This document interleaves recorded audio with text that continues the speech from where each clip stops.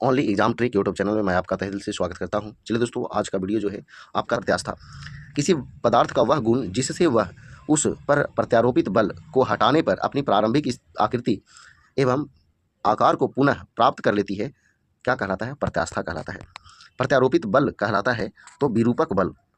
प्रत्यास्था की सीमा क्या होती है? विरूपक बल के परिणाम की वह सीमा जिससे कम बल लगाने पर पदार्थ की प्रत्यास्था का गुण बना रहता है तथा अधिक बल लगाने पर प्रत्यास्था के गुण समाप्त हो जाता है। प्रतिबल किसे कहते हैं? एकांक क्षेत्रफल पर लगने वाले प्रत्यानयन बल को प्रतिबल कहते हैं। प्रत्यानयन बल प्रत्यारोपित बल के बराबर तथा दिशा में उसके विपरीत होता है। प्रतिबल बराबर न्यूटन बटा यानी मीटर स्क्वायर यानी क्षेत्रफल होता है, यानी बल बटा क्षेत्रफल। प्रतिबल बराबर जो है बल बटा क्षेत्रफल होता है, यानी मात्रक हो जाएगा न्यूटन प्रति मीटर स्क्वायर, यानी पास्कल भी हम लोग कह सकते हैं। विकृति क्या क्या है? तो वस्तु के एकांक आकार में होने वाले तुलनात्मक परिवर्तन की दर जो है आपका विकृति कहलाता है। विकृति का क्या मात्रक होता है? तो इसका कोई मात्रक नहीं होता है, क्योंकि यह एक तुलनात्मक इकाई होती है। तो अर्थात विकृति बराबर लंबाई में परिवर्तन बटा मूल लंबाई।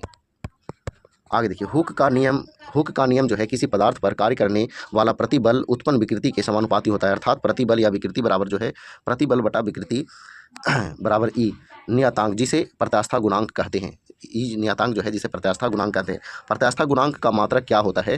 तो न्यूटन बटा मीटर स्क्वायर यानी कि बल बटा क्षेत्रफल यानी कि पास्कल होता है।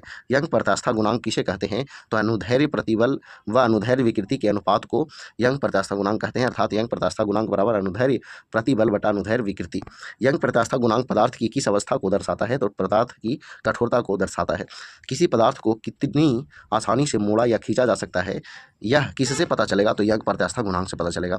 किनका प्रत्यास्था गुणांक सर्वाधिक होता है? तो धातुओं का। कुछ पदार्थों के यंग प्रत्यास्था गुणांक बढ़ते क्रम में निम्न है। तो ये आपको चार्ट दिया हुआ है। रबर, नायलॉन, लकड़ी, अस्थि, सीसा, एल्युमिनियम, धातु का एनामेल, पीतल, टाइटेनियम, स्टील, टंगस्टन, ग्राफीन, हीरा और कार्बाइड।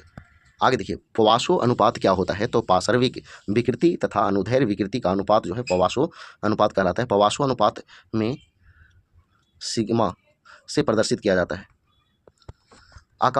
आकार में बदलाव के कारण वस्तु द्वारा प्राप्त ऊर्जा को क्या कहा जाता है? तो प्रत्यास्थ स्थितिज ऊर्जा कहा जाता है। जब कॉइल स्प्रिंग को कॉम्प्रेस करते हैं तो प्रत्यास्थ स्थितिज ऊर्जा पर क्या प्रभाव होता है? तो प्रत्यास्थ स्थितिज ऊर्जा का मान बढ़ता है। सीजीएस प्रणाली में विकृति की क्या इकाई होती है? तो कोई इकाई नहीं होती है, क्योंकि इसका मात्रक होता ही नहीं है। बिना भंजन के पदार्थ के विकृत होने की योग्यता क्या कहलाती है? तो सुघट्य कहलाती है। पूर्णतः प्रत्यास्थ वस्तुओं का प्रत्यास्थ गुणांक क्या होता है? तो 1 होता है। कमानीदार तुला किस नियम पर काम करता है? तो हुक के नियम पर कार्य करता है।